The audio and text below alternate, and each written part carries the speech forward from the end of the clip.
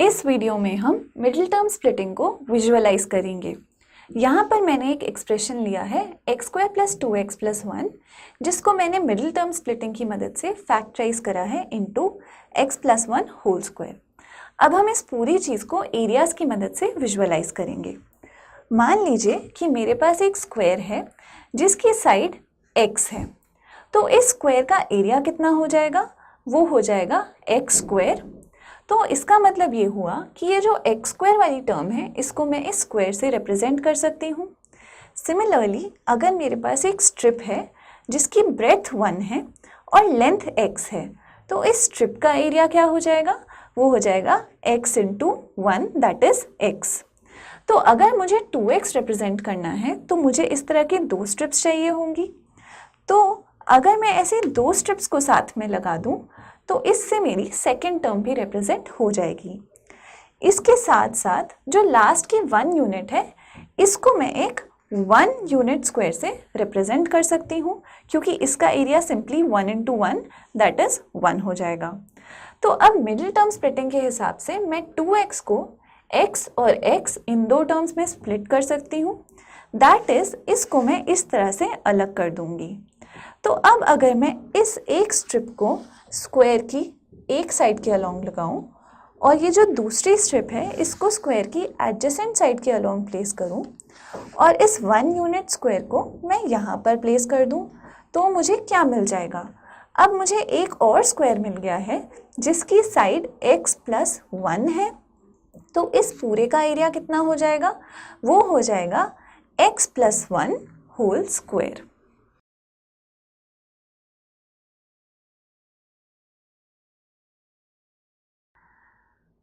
तो अब इसी तरह से मैं x² + 5x + 6 को भी विजुलाइज कर सकती हूँ। सबसे पहले x² है, उसके लिए मैं एक स्क्वायर ले लूँगी जिसकी साइड x है। 5x को रिप्रेजेंट करने के लिए मैं इस तरह की 5 स्ट्रिप्स लूँगी और 6 को रिप्रेजेंट करने के लिए मैं 6 यूनिट स्क्वायर्स लूँगी। तो अब मिडिल टर्म स्प्लिटिंग के हिसाब से मुझे 5x को 3x और 2x में स्प्लिट करना है, तो इसको मैं इस तरह से स्प्लिट कर दूंगी। अब अगर मैं 3x को स्क्वायर की एक साइड के अलोंग लगाती हूँ और 2x को स्क्वायर की एडजेसेंट साइड के अलोंग लगाती हूँ और इन 6 यूनिट्स को मैं यहाँ पर प्लेस कर देती हूँ, तो अब मेरे पास क्या आ गया है? मेरे पास एक रेक्टेंगल आ गया है जिसकी एक साइड है x + 3 और दूसरी साइड है x + 2, that is length is x + 3 and breadth is x + 2। तो इसका एरिया कितना हो गया? वो हो गया x + 3 × x + 2, जो कि हमारा एक्सप्रेशन था।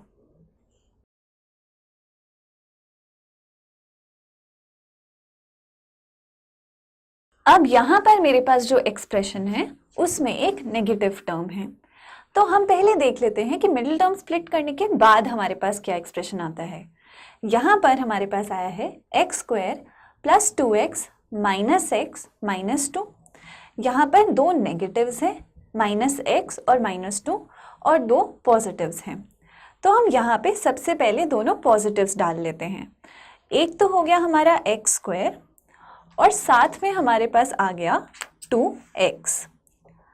अब जो नेक्स्ट 2 टर्म्स हैं वो दोनों नेगेटिव हैं, एक है -x। तो अब -x को रिप्रेजेंट करने के लिए मैं इस स्ट्रिप की ग्रीन साइड को यूज़ करूँगी और इसको मैं इस स्क्वायर के साइड में नहीं बल्कि इसके ऊपर रखूँगी। क्यों? क्योंकि ये जो -x वाली टर्म है ये एरिया को बढ़ा नहीं सकती बट ये घटाएगी। सिमिलरली जो -2 है इसके लिए भी मैं जो 2 यूनिट स्क्वायर्स हैं इनकी वाइट वाली साइड यूज़ करूँगी, ये दिखाने के लिए कि ये जो एरिया है ये कम हो रहा है। तो अब यहाँ पर मेरे पास जो बचा हुआ रेड वाला एरिया है वो कितना है? वो है x - 1, क्योंकि ये वाला पार्ट हम इग्नोर करेंगे, इनटू x + 2, जो कि हमारा एक्सप्रेशन यहाँ पे हमें मिला है।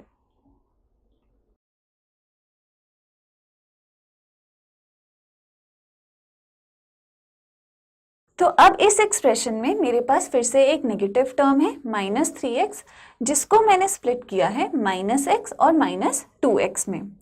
तो अब यहाँ पर भी रिप्रेजेंट करने के लिए सबसे पहले मैं दोनों पॉजिटिव टर्म्स को रिप्रेजेंट कर दूंगी।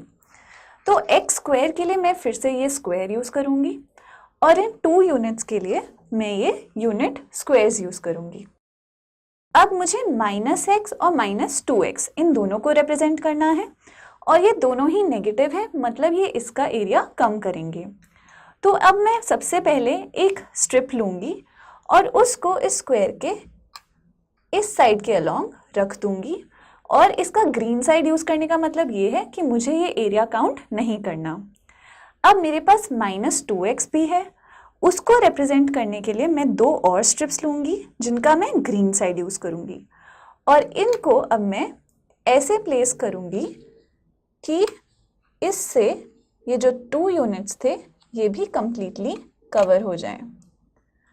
और अब मेरे पास ये जो बचा हुआ एरिया है ये कितना है? ये है x - 2 इंटू x - 1, जो कि हमारा एक्सप्रेशन यहाँ पर हमें मिला है।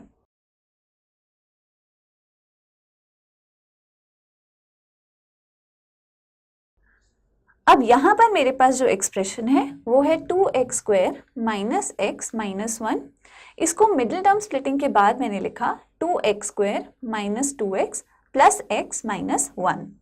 यहाँ पर भी सबसे पहले हम दोनों पॉजिटिव टर्म्स को रिप्रेजेंट कर लेते हैं।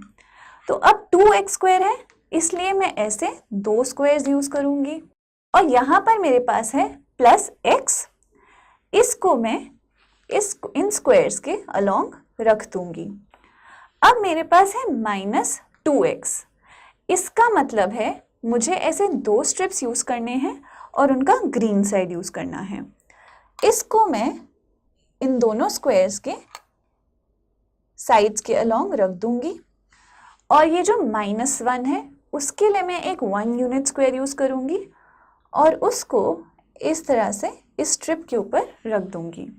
तो अब ये टोटल एरिया कितना बचा है जो रेड है, वो है x - 1 इंटू 2x + 1 और यही हमारा एक्सप्रेशन यहाँ पर आया है।